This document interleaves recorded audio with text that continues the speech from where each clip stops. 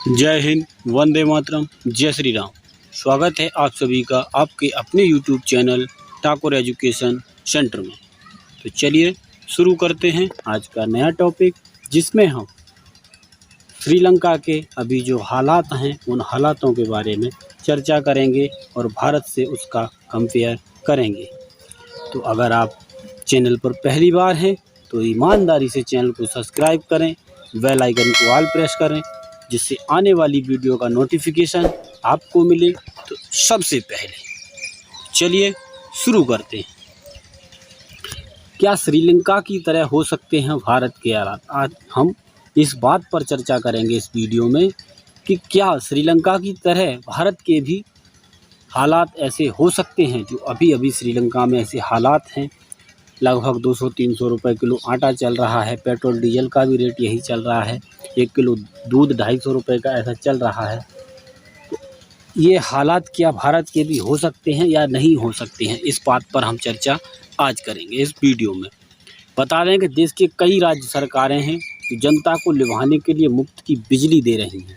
आपने ये सुना होगा कि कई राज्यों में बिजली मुफ्त है, जैसे दिल्ली राज्य में भी बिजली मुफ्त है। सरकारी खजाने पर असर पड़ता है, मतलब इसका सीधा असर सरकारी खजाने पर पड़ता है। अगर कोई भी सरकार किसी भी चीज़ को फ्री देती है तो उसका सीधा असर पड़ता है सरकारी खजाने पर, क्योंकि सरकारी खजाना ख़त्म होता है फ्री चीज़ देने से, ऐसे लुभावने देते हैं। ऐसे में यदि राज्यों ने अभी तक कोई कदम नहीं उठाया तो आने वाले समय में इन राज्यों की आर्थिक हालत बदहाल हो सकती है। मतलब अभी इन्होंने कोई ठोस कदम नहीं उठाया। कहने का तात्पर्य ये है, हम फ्री में खर्च तो कर रहे हैं लेकिन आमदनी हमारे पास नहीं है। मतलब हमें आमदनी भी उतनी ही करनी चाहिए, तभी हम फ्री उस चीज़ को दे सकते हैं।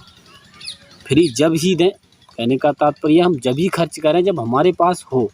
जब हमारे पास है ही नहीं और हम खर्च करते जाएंगे तो वो एक दिन ख़त्म ही हो जाएगा।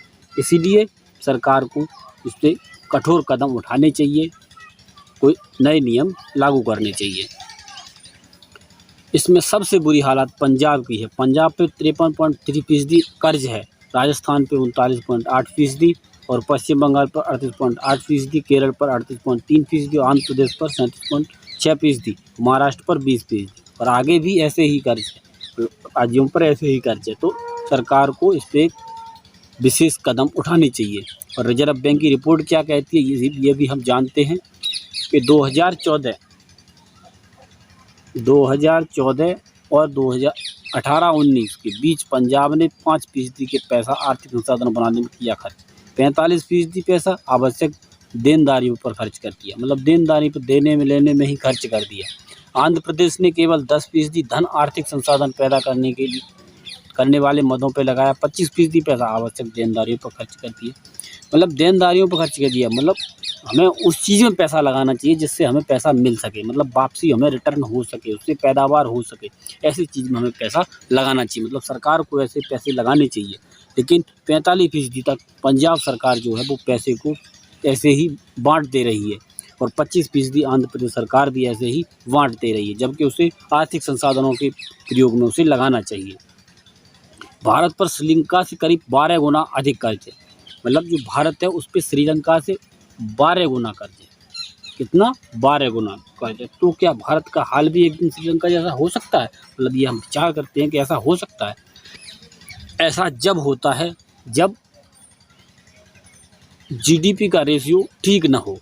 अगर भारतीय रिजर्व बैंक से मार्च 2022 तक के आंकड़े देखें तो पता चलता है कि भारत पर कुल 620.7 अरब डॉलर का विदेशी कर्ज है। 620.7 करोड़ अरब विदेशी डॉलर का कर्ज है।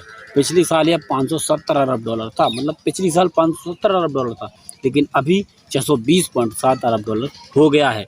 यानी एक साल में भारत का कर्ज करीब 47.51 अरब डॉलर बढ़ा है, मतलब एक साल में इतना बड़ा है। और जो श्रीलंका है उस पर इतना ही कर्ज है, टोटल कर्ज इतना ही है, मतलब 47 से 50 के बीच में श्रीलंका पर ही कर्ज है टोटल।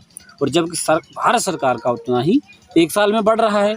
इसका मतलब ये हुआ कि जितना फुल कर्ज श्रीलंका पर है लगभग उतना तो भारत पर सिर्फ एक साल में बढ़ गया है। मतलब जितना श्रीलंका पर टोटल कर्ज है उतना भारत पर एक साल में बढ़ गया। बता दें कि कर्ज का जीडीपी से रेशियो जितना कम होगा एक दिन एक देश कर्ज चुकाने में उतना ही अधिक सक्षम होगा। मतलब कर्ज से जीडीपी रेशियो कम होगा तो वो कर्ज चुकाने में सक्षम होगा, मतलब कर्ज चुका सकता है। श्रीलंका का यही रेशियो बहुत अधिक बढ़ गया है, मतलब यही रेशियो श्रीलंका का जो है वो रेशियो बढ़ गया, जीडीपी और कर्ज का जो रेशियो वो बहुत अधिक बढ़ गया है, जिसके चलते हुए कर्ज डिफ़ॉल्ट कर गया है, मतलब कर्ज डिफ़ॉल्टर हो गया है, वो चुका नहीं पा रहा है। इसी वजह से नहीं चुका पा रहा है क्योंकि उसका जीडीपी रेशियो और कर्ज का रेशियो बढ़ गया है। अगर थोड़ा कम रहता है तो, और वो भारत का भी कम है, इसीलिए भारत में ऐसे हालात नहीं होंगे। लेकिन अगर राज्य सरकारें ऐसा ही करती नहीं, फ्री में लालच देती नहीं, तो एक न एक दिन ऐसा हो सकता है। लेकिन अभी जो भारत का जीडीपी रेशियो वो बहुत अच्छा है, बहुत ठीक है। तो अगर आपको ये वीडियो अच्छी लगी हो तो चैनल को ईमानदारी से सब्सक्राइब करें, बेल आइकन को ऑल प्रेस करें, जिससे आने वाली वीडियो का नोटिफिकेशन आपको मिले सबसे पहले।